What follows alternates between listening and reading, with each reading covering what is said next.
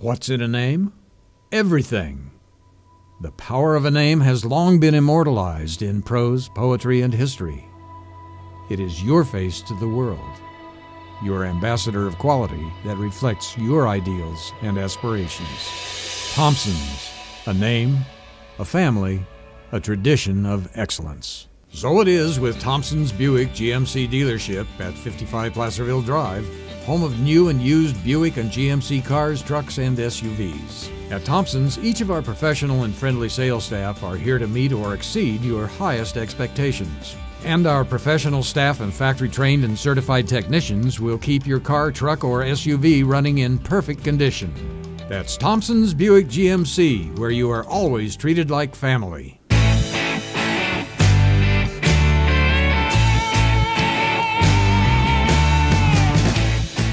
Coming up on California Country, meet a woman that says it is easy being green.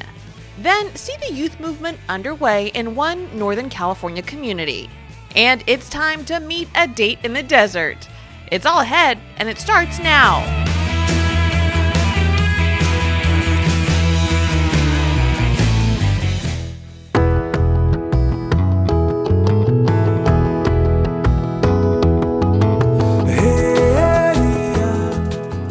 Morning on the farm with Annie Somerville, and with all of her excitement and enthusiasm, it's hard to believe she's been working with food for more than 30 years now.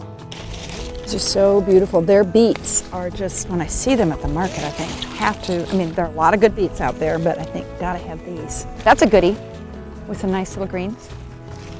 Yeah, these are great. It can be it can be the requirement. It does not need to be small. We're just doing like a nice beet salad, hopefully sliced and wedges. Despite her almost fanatical love for farm food, Annie isn't a farmer, she's a chef and acclaimed author of several successful cookbooks. You see, Annie was green before the term was even coined.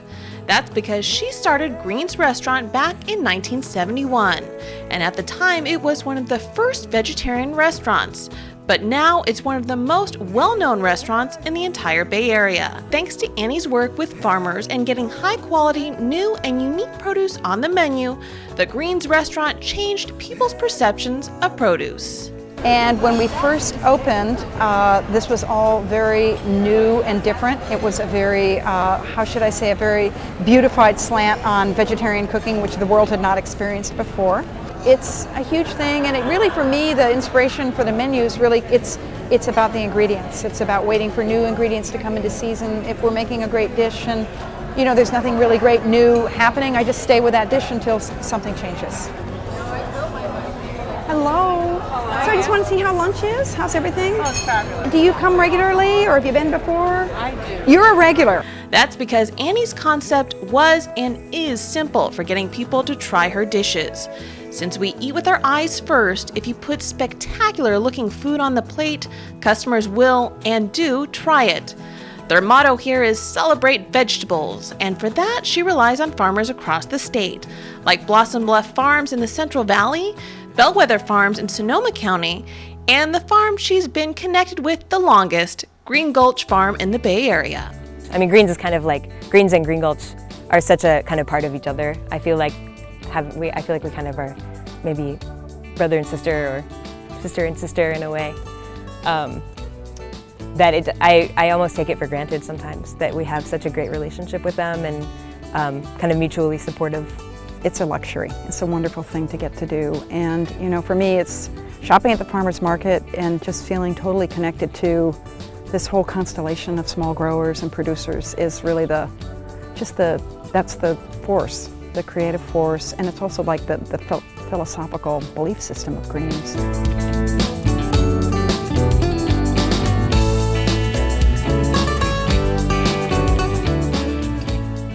So this is the rainbow chard and red and green kale that we harvested at Green Gulch this morning. And here we've got the chard stems. We've got both golden and some magenta and some orange chard stems. I sauteed this with just a little bit of olive oil, Added a tiny bit of stock, could be water just to keep the pan moist, a little salt and pepper. Thanks to its extreme microclimate near the coast in Marin, the farm is able to supply Annie with fruits and vegetables almost year-round now, and is a main factor in creating a culinary legacy that is rare in this part of the world. The California Restaurant Association estimates that 90% of restaurants fail within the first 3 years of opening in the Bay Area, but not Green's. 31 years old now, and it's still packing them in at lunchtime. Their secret to success here? Simply put, the chef's passion for produce.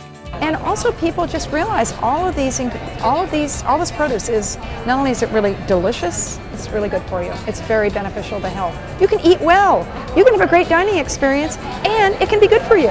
So this is sunburst squash, one of the beautiful summer squashes. Beautiful yellow, like the sun. These are scarlet turnips, which have they're delicious, they're very tender, they've got a wonderful sweet flavor. Eating veggies is vogue now thanks to people like Annie, who feel that they are merely a conduit for getting the hard work of farmers into hungry mouths one bite at a time. I think that if our food, when a customer sits down, has a meal at Green's, if the meal that they partake in expresses like the beauty and the freshness and the bounty and just this incredible soil, if they feel that in the food, then I feel like we've been very successful.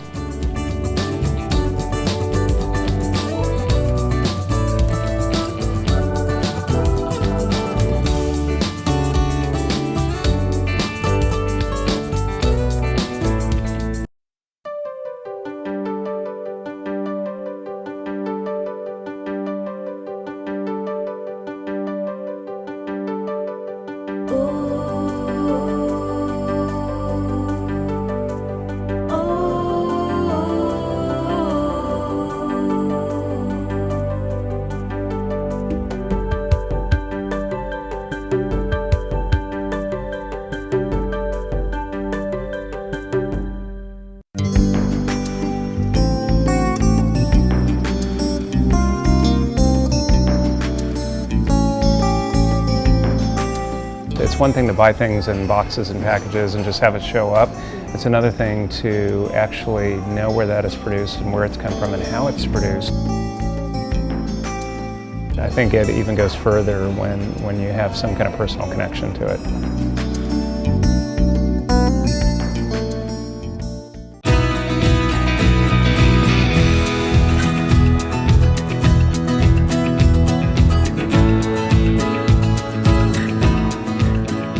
Welcome back to California Country.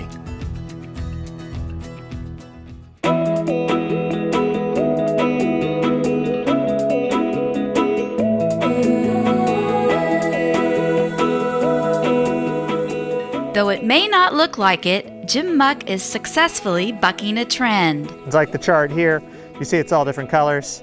It's a variety called Rainbow.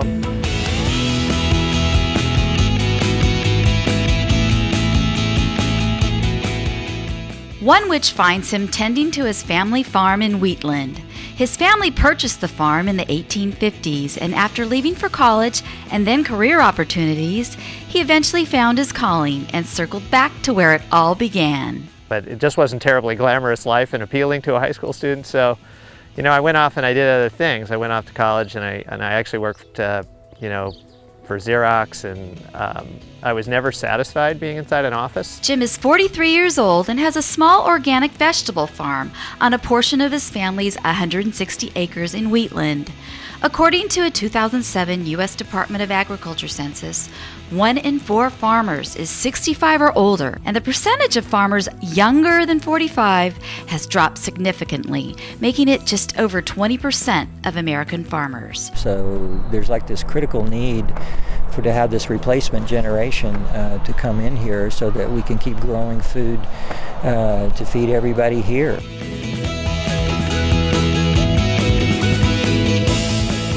Farmer Rich Johansson is aware of the need for young farmers and is doing his part by mentoring the owners of Four Frog Farm in Penn Valley.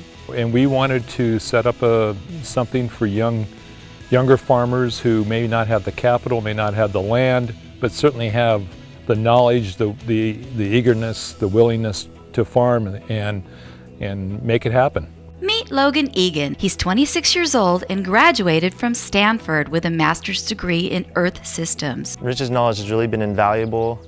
First, on how to keep things moving very efficiently on the farm. No matter what we're doing, he's kind of looking from a distance, and you can tell that he's always thinking, okay, how can we make this move faster?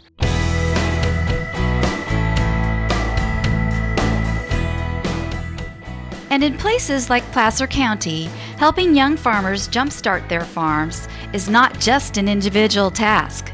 Communities are taking on the effort as well. So we're doing everything we can to get young people on the farm. We have internship programs, and the whole community is actually coming in to support young farms now. I know my dad loves the idea that the farm is utilized to a greater degree than it has been for probably 40 years, yeah.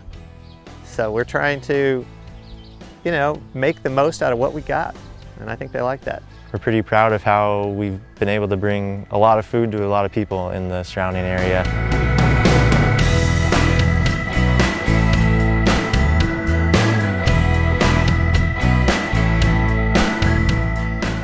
This segment is brought to you by the California Farm Bureau Federation.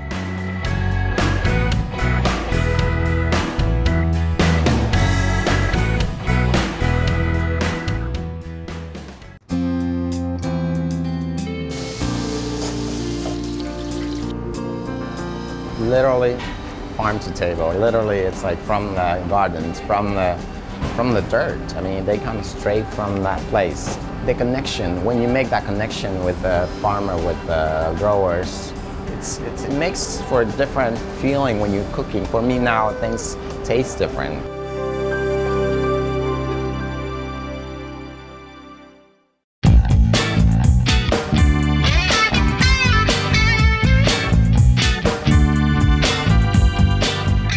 Welcome back to California Country.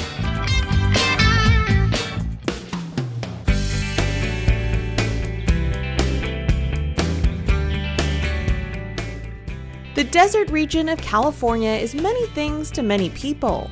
A place to enjoy a gourmet meal, a place to unwind and relax, or maybe a place to practice your swing. No matter what your reason for coming here, there is a lot to appreciate about one of California's hidden treasures. And one more thing to love about the desert, it is a great place to come for a date. Shake. You see, at Shields Date Gardens off Highway 111, a date shake isn't merely a dessert in the desert, but more a way of life. Located in the heart of the Coachella Valley, where 95% of the dates produced in the United States come from, Shields Date Gardens is literally an oasis smack dab in the middle of the desert. Well, Shields Date Gardens started in 1924 by Floyd and Beth Shields, and really at that time the date business wasn't really up and running. It was something that the United States government did in 1900s, where they brought some date palms from Middle East, and they tried to see if we could culture a fruit called the date here in the valley, and in about the 20s it started to really pick up. Floyd was a pioneer in the date business, breeding his own variety of dates, such as the store's famous blonde and brunette dates that are exclusive to Shields and are grown nowhere else in the entire world. He also invented the date crystals, which are a blend of dates turned into a dry product that can be used in cooking and baking and are the secret to those famous date shakes too. Now in business for more than 85 years, the place is still busier than ever, attracting people from all over. Well, my son lives in Palm Desert, and I've had Shields dates before, and I could not wait to get back here and get some more Shields dates. They're wonderful, and the medjool dates are my favorite. Yeah, those are exactly. They're inverted, so that means the sugar's digest before it's used, so that your blood sugar levels don't go up or down. Oh, I've got some dates, some peanut butter. I'm a diabetic, and these dates, diabetics can eat them because they don't invert the sugar and it doesn't cause your blood sugar to go up. So I always buy these, and they taste like caramel. Today, more visitors than ever are paying homage to dates and to the marketing genius of Floyd Shields by taking note of the 30-foot night welcoming them to the shop, or by watching the Shields movie production entitled Romance and Sex Life of the Date, which chronicles the fascinating process in which dates are pollinated and grown. Basically, in simple terms, female date trees produce the fruit, while the male trees produce the pollen. The farmer then plays matchmaker, so to speak, by hand-pollinating each tree, which ends up producing about 200 pounds of fruit per year. Back in the early 1900s, they had shakes of all varieties, but no one started adding fruit until their late 20s.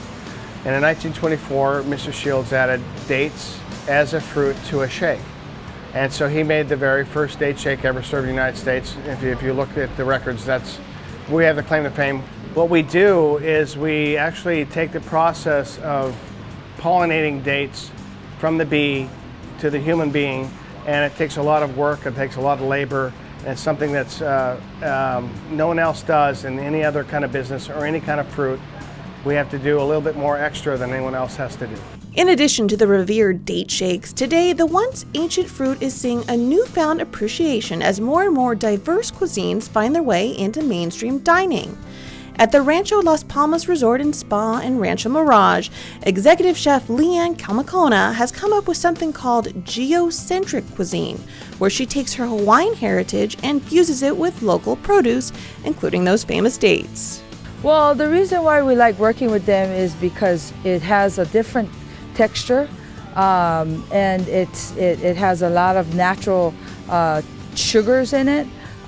So blending it with different type of, maybe if you look at it in a spicy way, or even in your baked goods, it all translates to natural sugar. It has a lot of vitamins in it that is great for your body. So, you know, we like to use a lot of different things and with different consistencies and different types of textures, which is nice. And using dates in everyday meals is something people are sinking their teeth into. The Shields Date Gardens is busier than ever and is expanding with a new 1,000 square foot space being added to the same little store that Floyd Shields started nearly 85 years ago now. So what would the mastermind think of what has become of his little dream in the desert? I would say that he would say, thank you for continuing what I've started. He was a man who said that there's business for everybody. And that when he came here, there was date stores right down the block. There were 6 of them, you know, next to each other. But he said there was enough business for everybody. So what he did was said, you know, I love competition, I love dates, but there's enough for everybody to go around. But he's the last guy standing to this day. So we're really happy with what he started, and we want to continue the tradition. And really, what's not to love about a great date? For California Country, I'm Tracy Sellers.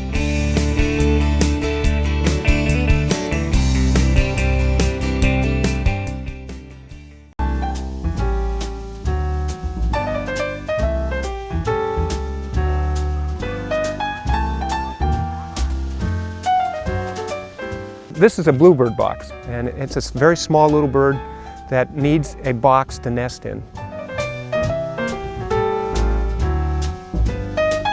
And so when there's work to have to get done, we've always got one of us that are willing to get out there and do it.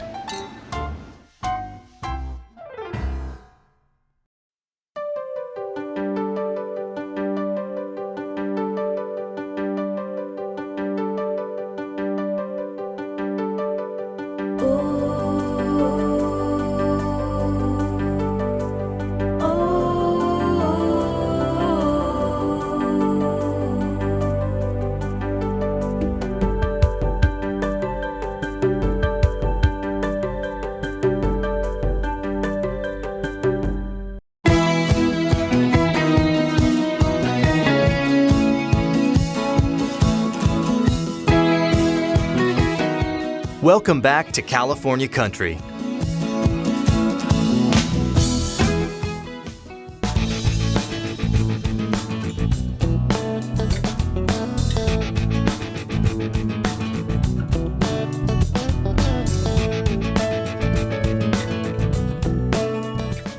One company, one man, and one product. Apart, they are merely separate drops in a bucket.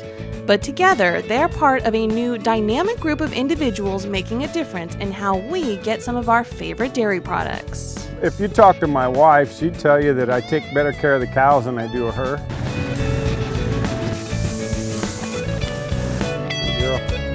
Meet Jared Bordesa and Bob Carmazzi. They are the new generation of dairymen in California. Both are part of multi-generational farms on the north coast of California, and both supply one of the fastest growing dairy co-ops in the state, the Clover Stornetta Company. It all began in 1977 with 5 Clover dairy families partnering up with Al Stornetta and his bottling plant, thus creating Clover Stornetta.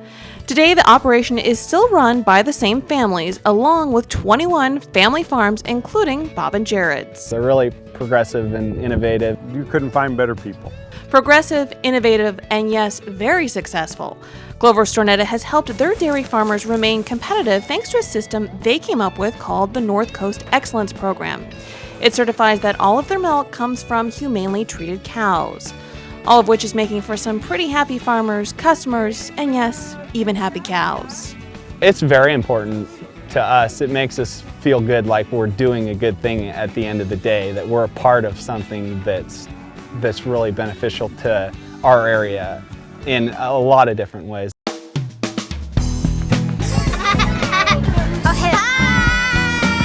What's your strongest smelling cheese? You know, in addition to producing all of that great milk, Clover is also committed to educating folks about where their milk actually comes from. And at events like this, they're able to reestablish that rare country-to-city connection. Well, today is actually the last of a 7-part series that we did with Whole Foods, and it's basically called the ABCs of Milk. Milk? You can sell milk, anything else? Cheese. We've had so many kids ask their parents, Mom, can we take it home? Can we get a cow? I want a cow for Christmas. The parents, you know, it's pretty interesting. Sometimes I think we have a bigger impact on the parents than we do the kids.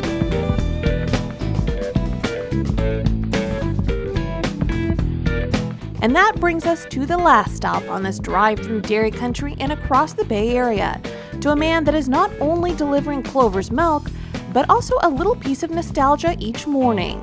Meet California's last milkman. You know, I always think, oh, it's Tuesday.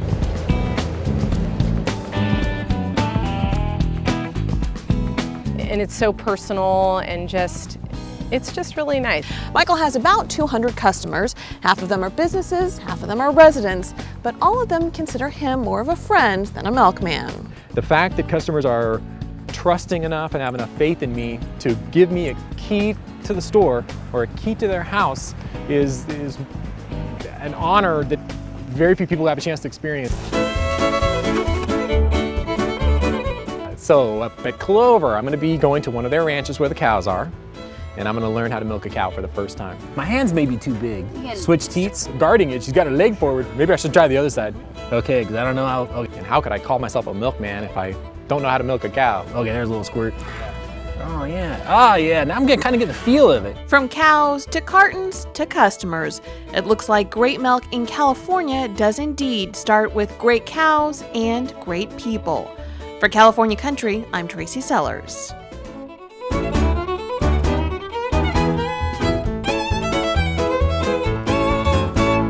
Hi, I'm Emily Lucchetti, Executive Pastry Chef of Fairlawn Restaurant in San Francisco. And the thing that I love to go with a big glass of milk are cookies. But then even better than that are ice cream sandwiches. So today we're going to make mint chip ice cream sandwiches with mint chip ice cream sandwiched between chocolate cookies. So the first thing we're going to do are make the chocolate cookies. So we have some eggs and we're going to put them into the mixing bowl. And we're going to use whole eggs for this. And add some sugar. And some vanilla extract, because that helps bring out a really nice rich flavor. And then we're going to turn this on. And you're just going to whip it till it gets very, very thick. Okay, now the mixture is nice and thick, so we're going to take it off and stir it in with the chocolate. And this is just melted bittersweet chocolate and butter. You always want to make sure you use bittersweet chocolate. One, because it has all those antioxidants, so you can say that you're getting something healthy from chocolate. And also, it just has much a better flavor. It's much more rich and intense.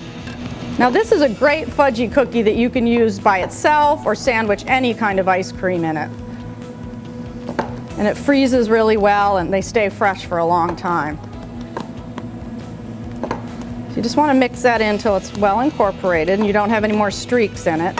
And then we're going to add our flour and just a little bit of baking powder to help them rise.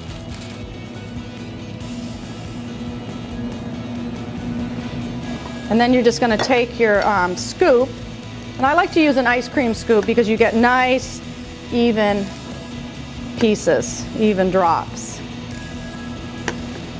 And now we're just going to go ahead and put them in the oven. Okay, now I have the mint chip ice cream here, and we're just going to sandwich it between the cookies. Now some people like their mint chip ice cream green, and it has to be green or they don't think that it's worth eating. But what I do when I make my homemade mint chip ice cream is I infuse fresh mint into it, and it really has a nice minty flavor. And if you want, you can also add green food coloring, but I just like it white. And you can make these as big as you want. And you can also assemble them ahead and put them in the freezer, so then when you're ready to serve them, you can just pop them right out of the freezer and eat them, or you can assemble them to order. When I'm serving these at home, I like to put a big platter of them in the middle of the table and not even give anybody any plates, because once they pick it up, they don't put it down, so the plates don't even get used. So here they are, mint chip chocolate ice cream sandwiches. Now this is a recipe in my book, A Passion for Ice Cream. So you can actually get the book and make the ice cream sandwiches yourself, or else come into Fairlawn and we'll have something with ice cream. It'll be delicious on the menu for you. That concludes today's tour of the best of California country. Join us next time for more undiscovered treasures from the most fascinating state in the country.